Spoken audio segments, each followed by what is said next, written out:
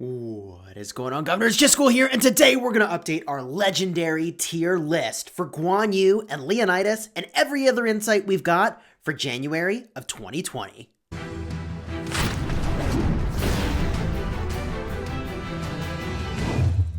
Welcome, my friends. We're going to do an update to the legendary tier list, and there is some exciting movement in the list to talk about. Now, for those of you who have been to one of these videos before, you know that we review how effective a commander is in several categories. Those categories include city defense, barbarians and forts, the open field, rallying cities, rallying objectives, which qualifies as structures in Ark of Osiris, flags and forts, and then also defending objectives. Now, when we evaluate these commanders, we evaluate across a handful of categories. We use the following letter grade system. S is the savage tier, the absolute best, the very strongest. And then it goes down from there to A, absolutely use this commander. B, better than most. And we added a new category, which is actually N for niche. This role is very focused or specialized. They're really good at a certain thing, but you wouldn't look at them holistically the way that we're looking at these other commanders. We also use like a plus or a minus to say whether or not the commander is slightly better than average in this category or slightly below average in that category compared to some of the other commanders so that you can get a better sense of where they really fall. So let's give this a run through. We'll start with city defense as the first category. And as a reminder, if you like this kind of content, please do like and subscribe so you get more of it. And as a thank you to me, I do truly appreciate it. Let's get into city defense here. This category is unchanged from when we updated this previously. We feel pretty good about our assessments, and in January of 2020, Constantine is looking really solid for city defense. Wu Zetian is looking totally busted. She is our #1 pick, and of course, Isong is still very powerful with that AoE damage killing troops. In the barbarians and forts category, there also is not a lot to talk about, so we'll speed through this one as well. We added Guan Yu and Leonidas, but you're really not using them for that, so let's move on to the next category. The open field has changed a fair amount. We got some additions, we got some things that went up and some things that went down. In my estimation, Alexander the Great is still the #1 pick for an open field commander. They're shielding themselves, they're shielding others, they're debuffing others, they've got a ton of movement speed, they do high damage, they're doing so many things that we love in a commander in the open field. For that reason, I still rate them at the S+, and we only do one S+ per category. Now, we have slightly bumped up our estimation of Isong, and that is because AoE is looking really good in the open field in an older kingdom. It seems like more and more players are bringing many marches, and it's much less about one march hitting another and much more about 5 marches hitting 5 other marches, or really more like 15 on 15. It's just total mayhem. So Isong's AoE is very effective if you can find a good way to keep him safe. We also bumped down Khan slightly. We did bump down Khan slightly. That is because he only does single target damage, and he's technically only got 3 skills relevant in the field at any time, and sometimes it's only 2. We love the rage engine that Khan has, but he's just sort of squishy for the task of going toe-to-toe in the open field. He does move quickly, though, and for that, he still remains at an S-. We also slightly bumped down Edward for the same reason. He does do really great single target damage. I love that he's got march speed, but I really do wish that he had some additional tankiness that he was offering, or a way to hit more folks in the open field. We were using Edward in a recent kill event, and it was fine, but we didn't think it was amazing. We did slightly bump up Constantine for his effectiveness in helping everyone else around you stay safe in the open field. And we did also slightly bump down Minamoto to an S-, the same grade that Khan has.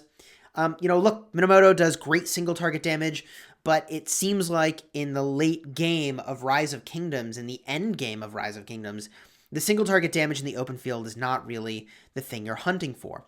Now, a couple older commanders did get bumped up. That includes Mehmed and Julius Caesar. I find that the AoE on Mehmed is actually quite exceptional. I want AoE more, and I value it more than I did previously. I also like the tankiness that Julius Caesar is offering, and that's why I bumped them up. And last but not least, we did bump up slightly Ethelfled. This is sort of her niche role, besides battling barbarians, is doing a lot of damage, and because of the support tree, also making sure that her army stays safe.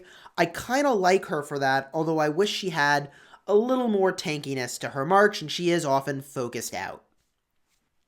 By the way, our estimation of Guan Yu and Leonidas in the open field is that they're going to be really good. The AoE damage from both of them is amazing. Their synergy is amazing. When they are working together, there's going to be some march speed and synergy with the shields, offering some tankiness. Guan Yu will need that tankiness, by the way. He really doesn't have a lot of mechanisms to make his troops last longer. I love this pair. I think they're going to rock in the open field, and that will be one of their primary roles on Rise of Kingdoms. Okay, looking at rallying cities. Several commanders have been bumped up, and there were none that I bumped down. Everybody else remained the same. We bumped up substantially Charles Martel. For whatever reason, we had him at like a B or something ridiculous. I think that Charles Martel is deceptively good if you're using an infantry march, because he's preventing troops from dying and he's got a lot of counterattack, which means that if your rally is getting swarmed, that will be very helpful. I think that Charles Martel's good. I'm not saying like everybody go rally cities with Charles Martel, but I think I way underrated him before, and I think an S- is reasonable here. I slightly bumped up Edward. We've been using Edward a lot, and it's very possible he should be bumped up to an S.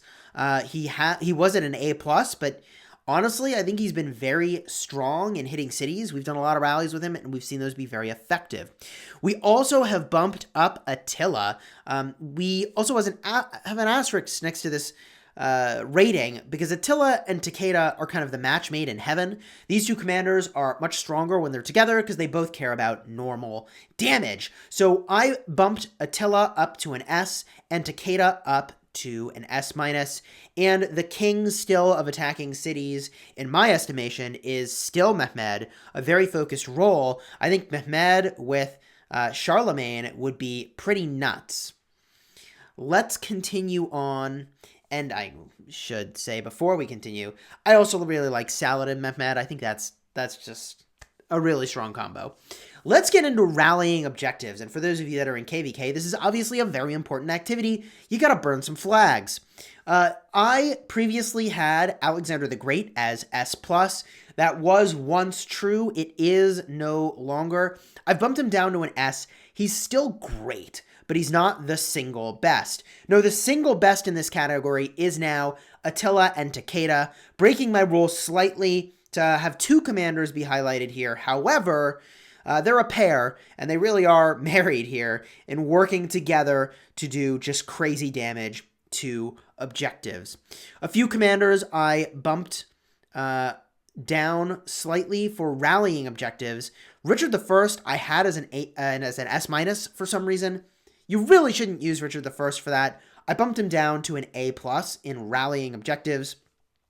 I also bumped down El Cid slightly. This is a commander that was amazing in the first season of KVK, but really lost a lot of their luster moving into the later seasons, and I find myself having them warm the bench a whole heck of a lot.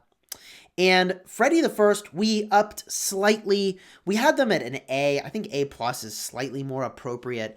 In theory, in Season 1 of KVK, a Freddy E-Song is possibly one of the best pairs you could use for rallying objectives. Go figure. Of course, in the late game, that's really not a thing that you want to be doing with Freddy. With regard to rallying objectives, I do think that Guan Yu and Leonidas are going to be up there among some of the very best, and I'm going to be eager to watch and see how that works. In particular, I'm really eager to see how this expertise skill is going to play out, if it's going to be super relevant or be completely lackluster. When you're reinforcing a rally, the way that works is that the health of this army, right over here, if they're the captains, is determined based on, again, that captain march, not the whole rally. So if the captain march gets beaten down a lot because the rally gets reinforced, eventually that little march will get down to 10% as a threshold, and this expertise skill will trigger. I don't know. I guess we'll see. Eager to report on that when we do.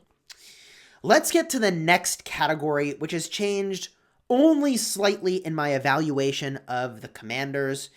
And in my opinion, for defending structures, Wu Zetian and Yisong are still the very best. And I have them both at S+, because Wu Zetian is just the unmovable force, and Yisong does area of effect damage, which even if you aren't attacking the flag with your army, if it gets hit by that AoE, because someone else from your alliance has either rallied the target or is hitting it, you're going to have dead troops. Savage. S+. We did slightly adjust Richard I. He gets a breath of fresh air from Wu Zetian, elevating his effectiveness, especially in Ark of Osiris.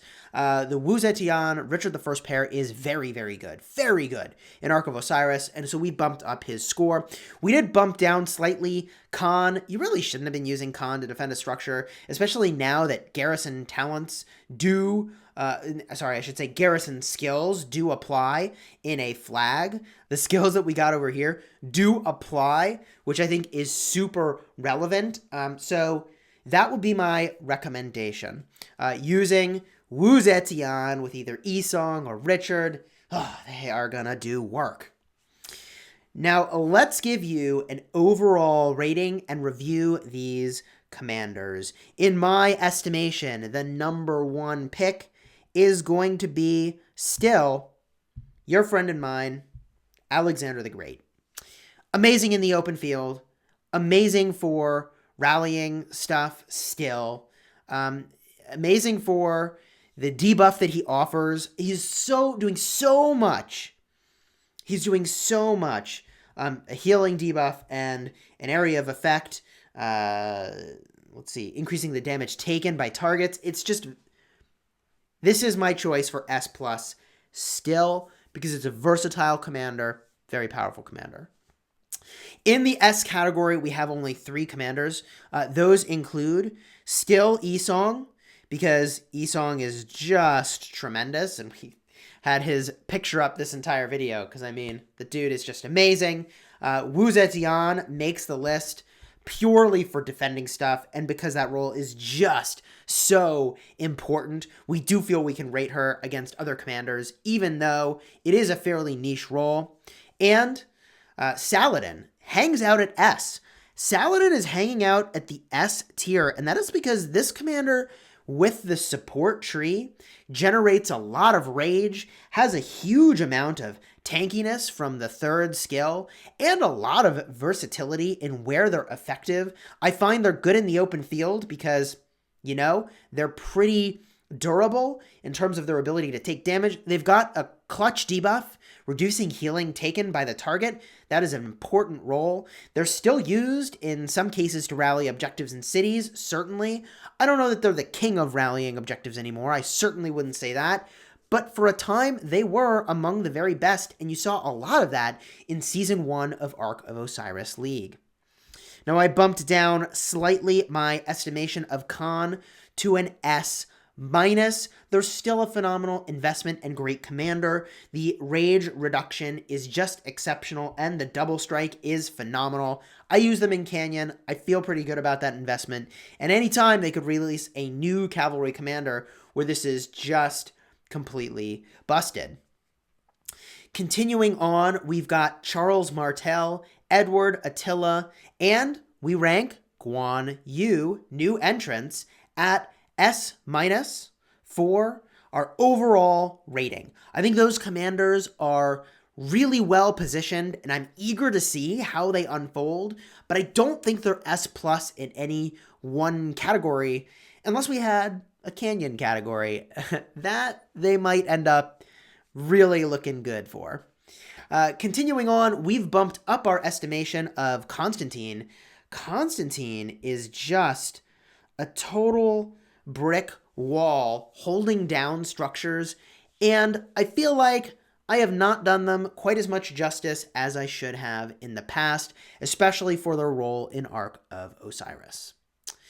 At the A plus tier, we did bump up Mehmed because of that AoE damage being so much more important these days in the open field, and of course also in Canyon. We shifted Charlemagne and Ethelflaed's role or overall rating to be N, sort of a niche role. Charlemagne's all about hitting cities, and Ethelflaed is good in the open field, and of course also for barbs. What do you think of the ratings that we put here? Is this where you think these commanders will fall? Let me know down below in the comments. We'll certainly update this as we have more information and we start to get to use some of these new commanders like Leonidas, who we've not even unlocked at this moment in time. We're in the first Mighty Governor for this commander. Eager to see them on the field. If you want to see the list in full, check it out. Link is in the description where you can see the spreadsheet that we used along with a couple other tools that we've created just for you. Until next time, my friends, you have fun smashing the kingdom. Oh, and P.S. for those of you wondering, like, where's the Cleo and Ishida and Sundok evaluation? Like, this is to help you figure out where to put your legendary sculptures. Don't invest legendary commander sculptures, universal ones, on your gatherers.